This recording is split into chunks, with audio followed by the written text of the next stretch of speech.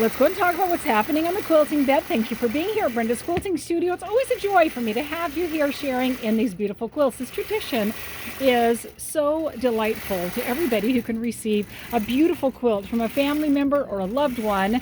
They are just a joy. In fact, this is going to be created for someone who's going through kind of a challenging situation. Nona brought it in. She said some friends actually created it. She brought it over here to have it finished, quilted up. They're going to gift it to a sweet friend who is going through some medical times and needs to have some love. And we're all about that as well. I love to help people out that are having some challenges or some recovery or some hard times and really want something to cuddle with. What's better than cuddling with a lovely quilt like this? I'm just delighted with it. The colors are so soothing, so soothing. Like I said, Nona brought it in and she said she didn't choose the colors or make the quilt, but I just think it's delightful. I think it's absolutely darling. And I think any gal would really love having this sweet quilt. The design we chose to go with it is very similar to the flowers that are here. As soon as she brought it in, I already knew exactly what I wanted to put on it. I hope that she would agree with me.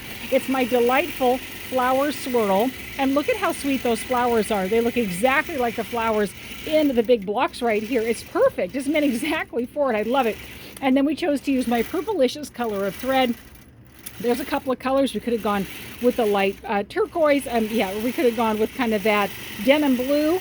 We could have gone with a yellow, which would have shown up in the dark blue right there. But she said the gal they're giving it to, actually her favorite color is lavender. So I'm delighted that we chose this color right here. Now, when you have a really light color background color like this yellow, and then you have a really dark color next to it like the navy blue, these navy blue sections can kind of be coming out. Some of the threads could be coming out and sneaking underneath of the yellow. So I'm trying to be really careful and watch for that. All along this little border, I've noticed some of the dark blue border trying to sneak underneath. No, stay in your own territory. So I've gone underneath before I did the stitching here. I'd already done the basting down, but I went underneath and I pulled those stitches back out to get them into the blue section. If I see that, I'm going to be really careful.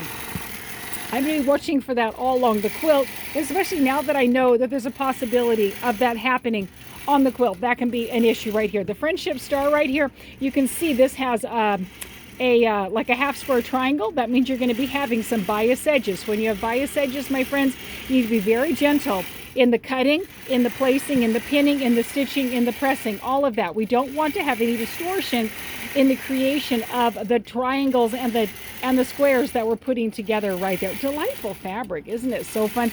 Just putting this together with the friendship star and then the big block, a couple of borders on the outside, you've got yourself a quilt. It's ready to go. My friends, that's a great way to be able to handle it. I'm excited to see what you have going. Top something over here at Brenda's Quilting Studio. I would love to help you with your quilt. I take quilts by mail all the time.